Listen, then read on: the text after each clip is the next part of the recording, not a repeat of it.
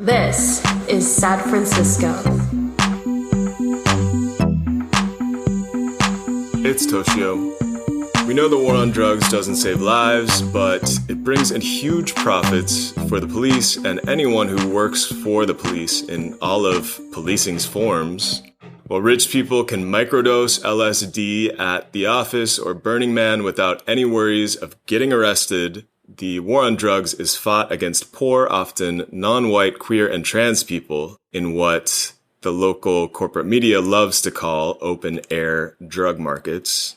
We also know that forcing people into conservatorship or rehab programs against their will never results in people getting off drugs. But this is exactly what local politicians keep doing. And so as long as the city continues to throw money at police to harass and abuse poor people who use drugs and force them into rehab, it's going to keep driving people to overdose. Politicians like Matt Dorsey, who loves to talk about his narrative as an ex-cop who used meth on the job and now claims to be in recovery, he's asking the mayor to divert all money intended for a drop-in center in Soma to drug programs in SF jails. Basically, he wants to dump more money on his friends at the police and sheriff's departments. And if people have to die while he's trying to gain more political clout, that is fine with him. The official count is 200 people have been arrested and caged for using drugs this summer by SFPD officers who, in some cases, live as far away as Florida for most of the week and bring home up to $400,000 in overtime pay. Down south in San Jose, the director of the San Jose Police Officers Association, Joanne Segovia, is on vacation in Reno ahead of her trial for smuggling fentanyl for distribution in the Bay Area. Today, Sara Shortt is on to talk about harm reduction and politicians trying to game the overdose statistics for political clout.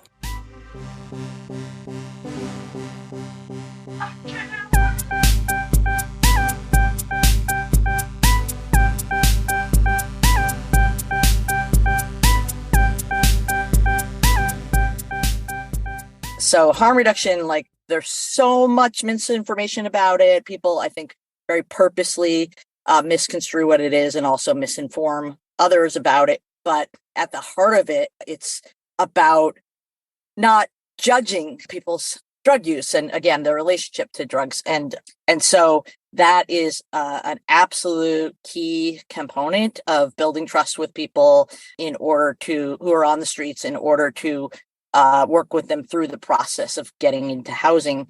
And also, of course, it is 100% necessary to allow for them to be able to access the housing and then not lose the housing. Like I said, if their drug use becomes a reason to judge and therefore say you're out of here or you can't come in here, then you're not doing anything to house these people.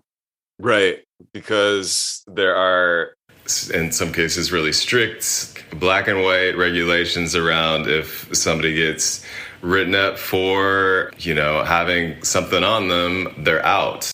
So what gets painted by sort of the old school war on drugs supporter types and many others these days as the result of harm reduction, therefore, is the opposite of what you just described, which is kind of the old way of doing things, which is leniency. Then with the harm reduction model, nobody gets held accountable for anything and they can just do whatever, in any If you allow them to do drugs, well, then other people are hanging out, living next to them, forced to endure their stuff related to that, blah, blah, blah.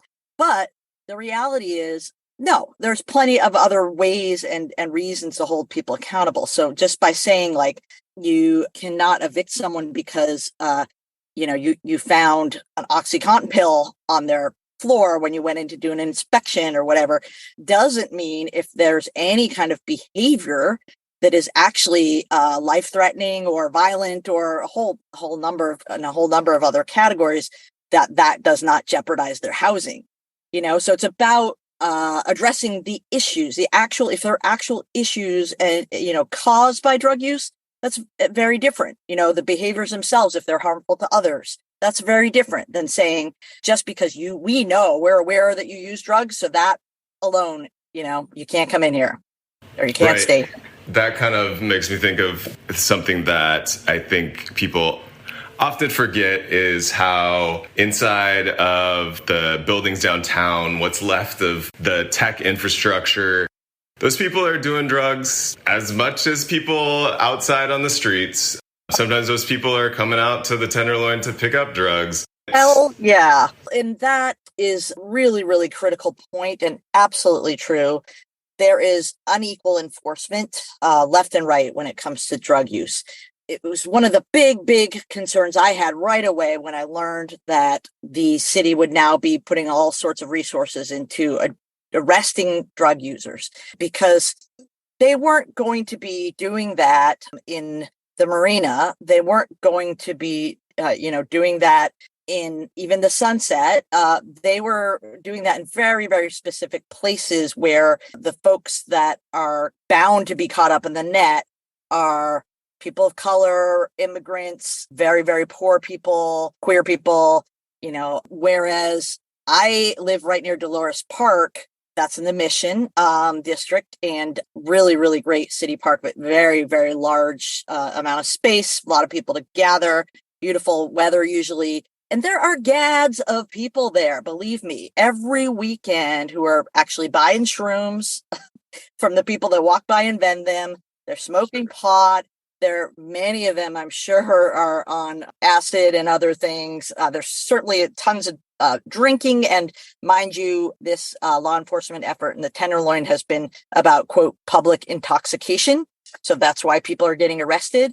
So yeah, even all those people drinking in Dolores Park, if the city were actually going to enforce equally, those people would be just as vulnerable to arrest as, your guy sitting outside of his tent in the Tenderloin. But no, the city is absolutely not about equal enforcement. This is the other thing that it comes down to, is at the end of the day, I mean, you cannot separate this issue from homelessness, the issue of homelessness, because it's really the fact that people are homeless, that they're being penalized, that they're being criminalized, that they're being arrested for their drug use. If they had a place to do it because they had a house, then they would not be arrested. It's all about public is the laws that are being enforced. And all of the complaints and what this is responding to is, quote, open air drug use, open air drug dealing, right? You're not going to tell me that there are not people both using and dealing drugs under roofs, but they just happen to have those roofs to do that in.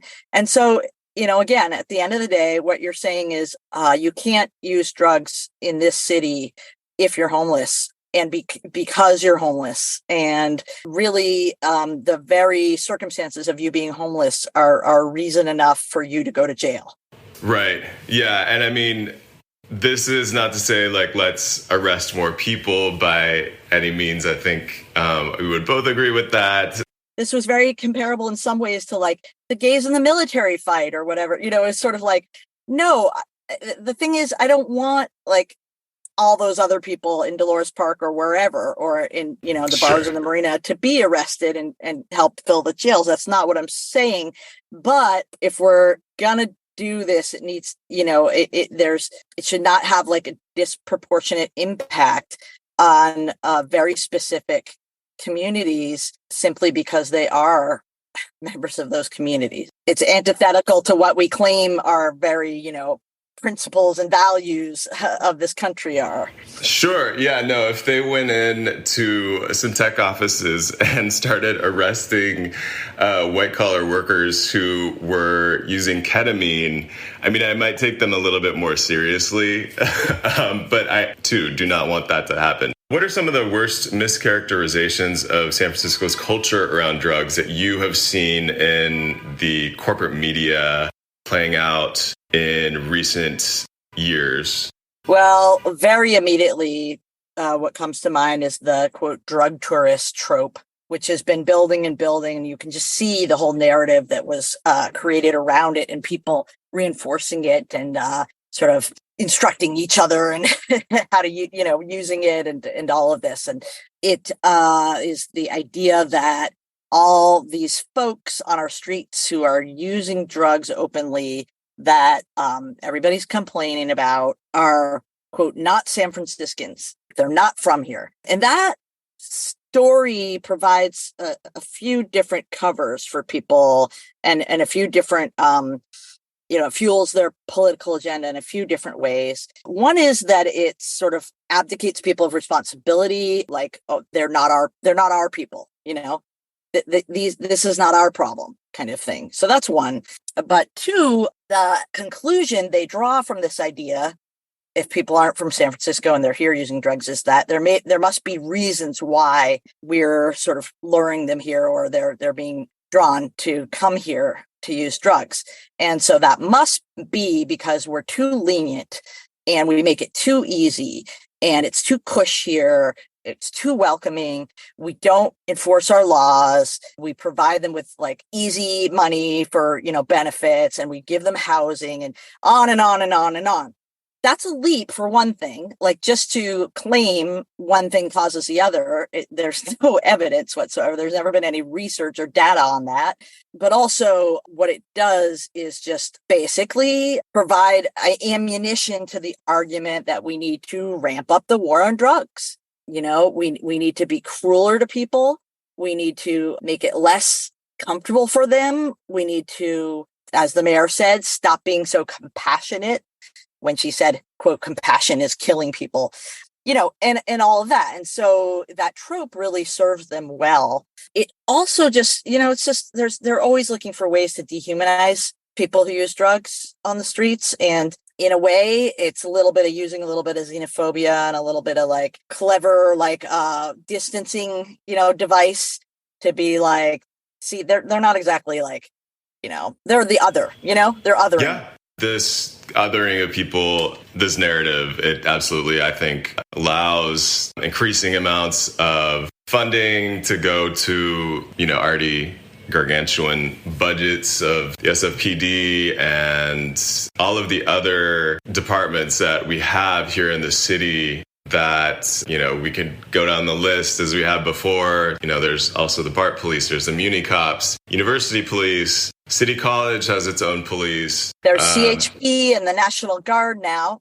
Absolutely. Brought into SF. Yeah, There's the park rangers, you might have already said, but all of those people, I guess, without exception of the like university related, all of those people have descended on the Tenderloin and South of Market right now. That many entities, it's insane. Yeah, and it's not working to the ends that they have said that policing is supposed to work, in that it's not making wealthy people looking out the windows of their homes at unhoused people, like, it's not making them feel safer. They're still calling 311. They're still calling 911 on people for using public space. And yet they're saying that this solution that they've posed, which is to hire more police, to bring in the National Guard, et cetera, is the only way that we're going to solve this. So we need to put more money towards this solution that has so far been a non-solution for their aims. There's this cover story about why they launched this whole law enforcement ramp up effort, which is really Orwellian on so many levels, especially with the various quotes that have come out from different city officials. But it's like, basically like, we're arresting people in order to help them. We're arresting people in order to connect with the goal of connecting them to treatment. This is the way that we're addressing overdose deaths. This is how we're going to decrease addiction, all of that kind of stuff. Right. And even some really silly statements about like how, well, yeah, we're putting people in jail, but like, you have to understand, jail isn't all that punitive necessarily. It can be a place for, I don't know, healing or, just crazy stuff. But anyway, so that's what they've been saying in the beginning, at least. And I think that's a testament to, no matter what people say and what you hear a lot of these days, San Francisco actually still is a town where people, by and large, are compassionate and care about their neighbors and are community oriented and are, dare I say, progressive, and don't want to, feel like or believe that we're doing, harsh measures. And so that was kind of a way to sell it in the beginning. If you look at that at face value, that their goals that they stated, the effort, this pilot project, it's been called different things. It has resulted in zero, connections to treatment or anything that we're aware of, right? Or anybody addressing their addictions or anything like that. By the way, overdoses have gone up, like severely, right? So it's not been effective at dealing with any of the public health issues that they claim they are trying to deal with. And as you said, now if you look through their story and you look at what we know their real goals are, which is to appease the public and to clear the streets and to cater to the business community by getting people off the sidewalks and all of that stuff. It's also not working that way either. It doesn't seem to have done anything to actually, help make people feel safer or feel like less of the stuff that they're all complaining about, right? And part of that is because they're just pushing people around. If you look at UN Plaza, which was, very, very crowded area for a long time, and it was also the site of the Tenderloin Center. Now, with all the law enforcement, you just see people in throngs across the street, and then you see them in another cluster, like on the opposite corner, and then you see like there are pockets of people, and then everybody's complaining about the federal building, which is just like a block away, and that's because all of these people have been pushed down, and they're hanging out at the federal building now, so they haven't gone away. Of course, they haven't gone away. Yeah, and meanwhile, we have 60,000 plus empty units. I would argue that number has to be much higher, but that's the last count according to the local comptroller.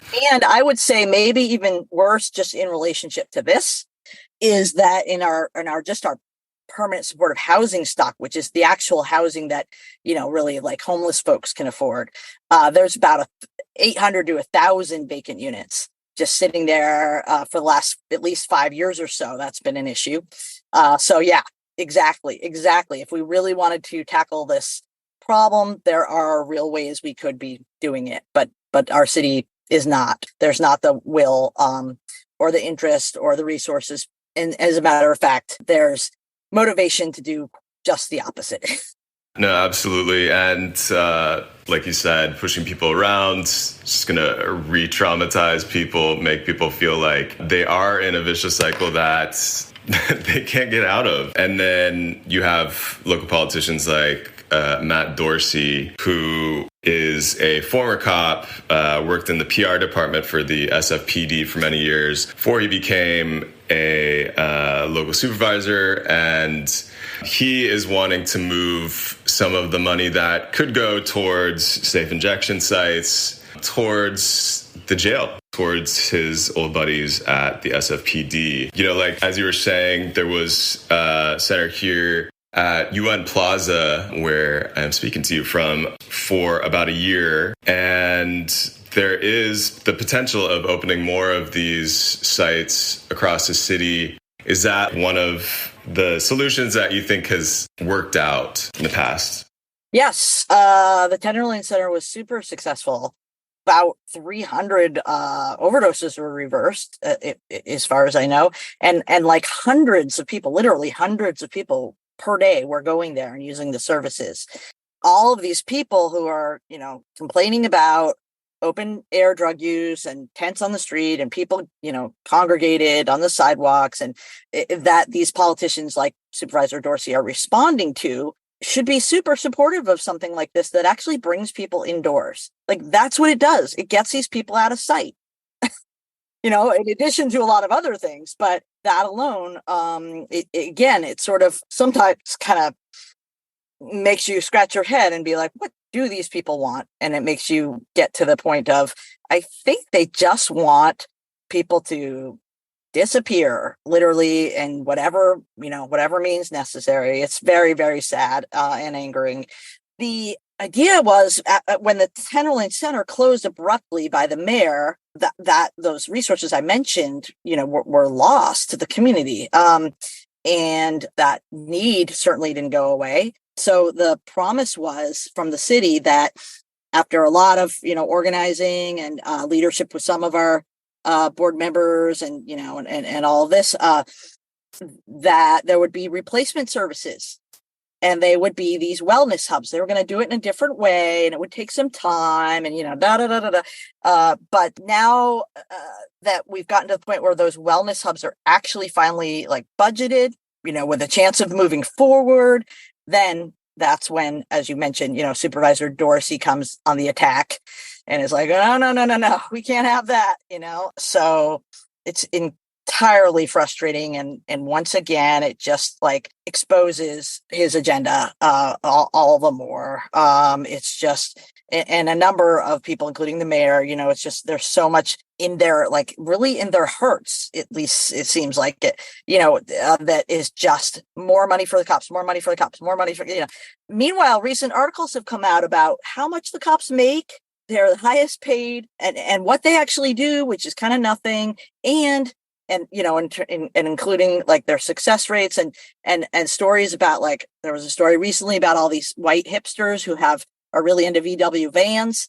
That's the whole culture they have, and they're getting stolen, just stolen, all of them in open daylight, and how nothing's happening. And it's like one of these stupid San Francisco frustration stories of victimhood, but at the end of the day, what it's about is the cops aren't doing anything, and anyway, so the combination of like overpaid cops, they're not doing anything, and then I don't know if you caught this other story, but like they're super commuters. They don't even live in San Francisco.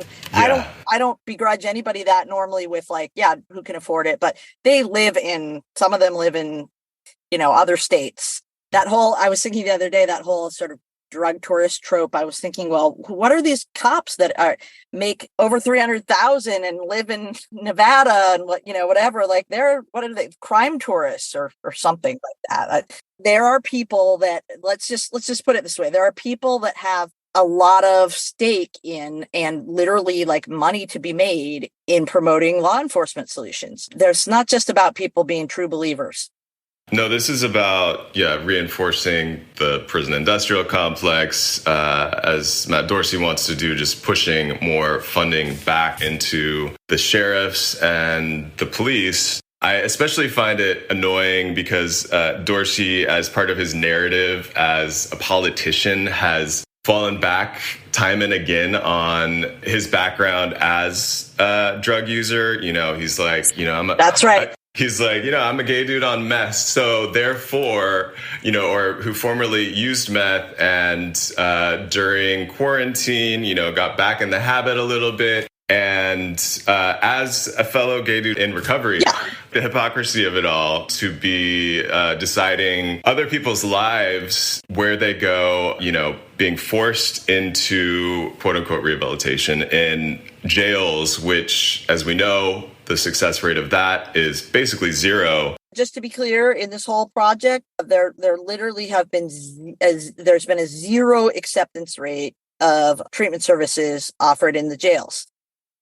Zero people have said, hook me up. Point being, it's been woefully unsuccessful in meeting that goal of connecting people to treatment services.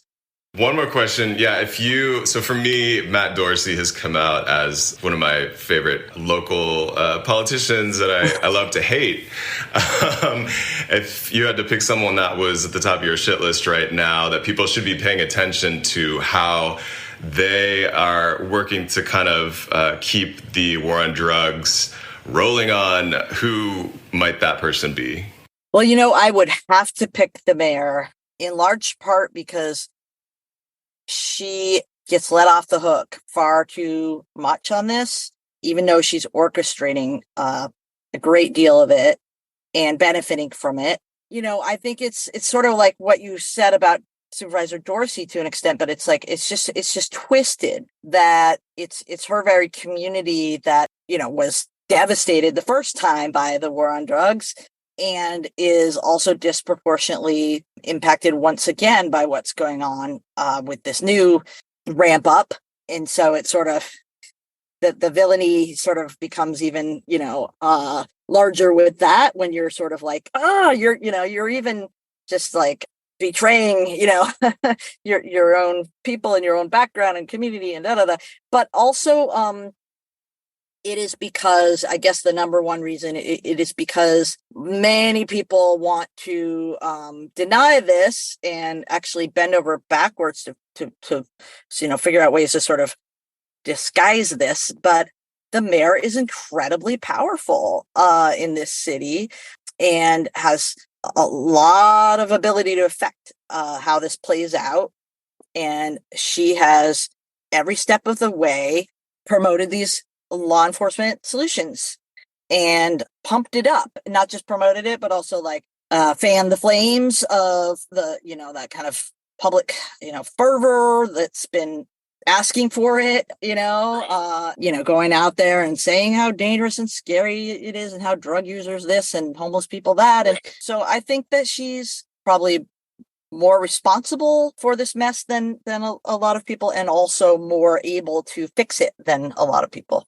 Yeah, absolutely. I'm somewhat heartened in that she is hugely unpopular according to the recent poll numbers. Most San Franciscans do not want her there in office, who know anything about what she's done over the last 11 years that she has been in office, either as a supervisor or as a mayor. Yeah, on another point of total hypocrisy, she keeps requesting clemency for her brother who has been in prison for years, and it keeps getting denied. Meanwhile, she is putting more and more funding into the same sorts of institutions that have her brother locked up.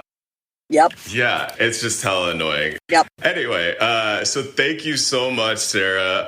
Oh, you're welcome.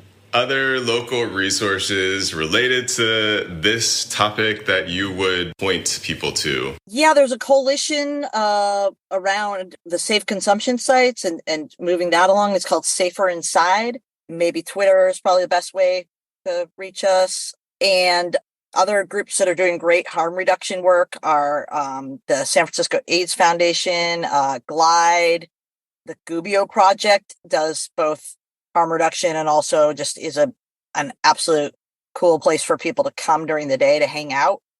And then in terms of the more sort of stuff around war on drugs, the Drug Policy Alliance has just really great literature and research and materials about the war on drugs. And then the final, even though there's tons more, but the harm reduction, National Harm Reduction Coalition is also a great resource. And they're located, their main office is here in San Francisco.